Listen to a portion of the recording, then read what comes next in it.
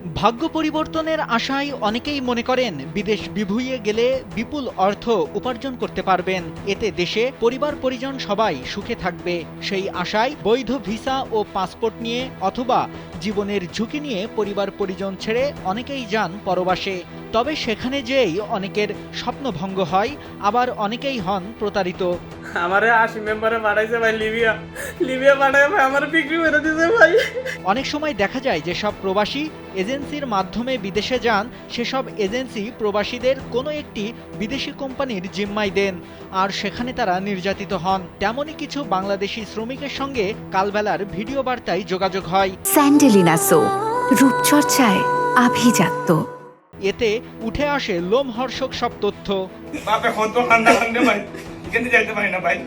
2 লাখ 3 লাখ টাকা খরচা করে এখানে যাওয়া আমরা অসম্ভব। লিবিয়ার রাজধানী ত্রিপোলির মিশরাতাই এলাকার একটি কনস্ট্রাকশন কোম্পানিতে 27 বাংলাদেশি শ্রমিককে নির্যাতনের ঘটনা ঘটেছে। ভুক্তভোগী ওই শ্রমিকদের অভিযোগ, তারা দীর্ঘদিন ধরে বেতন বোনাস পাচ্ছেন না। 4 দেয়ালের ভেতরে বন্দিশালায় খাওয়া দাওয়া ও চিকিৎসা সেবা মারাত্মকভাবে ব্যাহত হচ্ছে। যোগাযোগ করতে দেয়া হয় না দেশের সাথেও।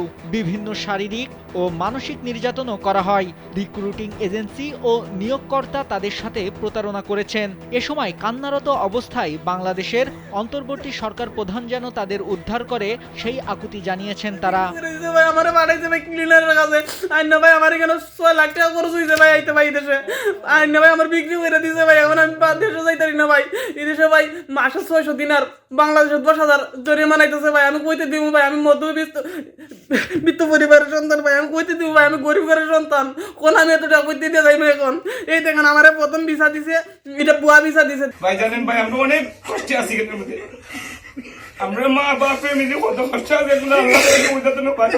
ভাই আপনার আমি অভিমানের মানুষ হিসাবে সবার পক্ষ থেকে ভাই আমরা 2টা পাঁচ মতো তৈরি করে ভাই আমরা একটু উদ্ধার করে আপনার দ্বারা যদি আমরা উদ্ধার হইতে পারি। 2 লাখ 3 লাখ টাকা খরচা করে এখানে যাওয়া আমরা অসম্ভব। যদি আপনারা উদ্ধার না করেন তাহলে ভাই আমরা যাইতে পারতাম না দেখো ভাই।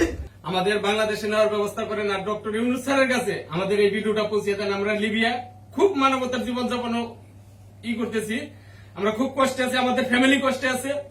জানা যায় হবিগঞ্জের চুনারুঘাট উপজেলার গাজীপুর ইউনিয়নের টেকারঘাট গ্রামের বাসিন্দা আলামিন মিয়া নিজেসহ সবার মুক্তির দাবিতে পররাষ্ট্র মন্ত্রণালয়ে লিখিত আবেদন করেছেন। এ ব্যাপারে জানতে লিবিয়ার রাষ্ট্রদূত মেজর জেনারেল আবুল হাসনাত মোহাম্মদ খায়রুল বাশারের সঙ্গে যোগাযোগ করা হলে তিনি কালবেলাকে জানান, ওই শ্রমিকদের সঙ্গে নিয়মিত যোগাযোগ রাখা হচ্ছে। তাদের দাবি পূরণের জন্য সরকারি পর্যায়ে আলাপ আলোচনা চলছে। বাংলাদেশের পররাষ্ট্র মন্ত্রণালয় জরুরি উদ্যোগ নিলে দ্রুত তাদের দেশে পাঠানো হবে। আবার পররাষ্ট্র মন্ত্রণালয়কে বললাম যে আমি ওখানে গিয়েছিলাম, আমার লোকের সাথে আমাকে দেখা করতে দেওয়া হয় নাই। পররাষ্ট্র মন্ত্রণালয় তাদের লেবার মিনিস্ট্রির মাধ্যমে আমাকে ওখানে ভিজিটের ব্যবস্থা করে দিল।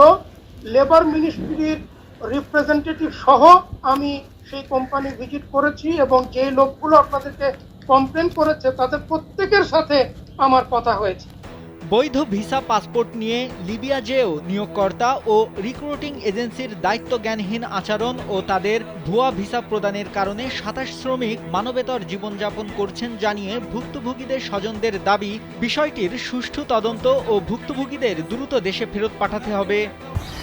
জীবতলা একদিন হলে একদিন হাইতাই না ব্যবস্থা করে যে আপনারা হাত পায়ে দূরি অনেক তাড়াতাড়ি দেশে ভাড়ায় যান, অনেক কষ্টে আছি। লিবিয়া আটক ও নির্যাতনের শিকার 27 ভুক্তভোগীরা হবিগঞ্জ, দিনাজপুর, গাজীপুর, টাঙ্গাইল, রাজবাড়ী, কুষ্টিয়া, নওগাঁ, বগুড়া, নারায়ণগঞ্জ, ময়মনসিংহ ও ঝিনাইদহের বাসিন্দা। নাইমুল হাসিব, কালবেলা।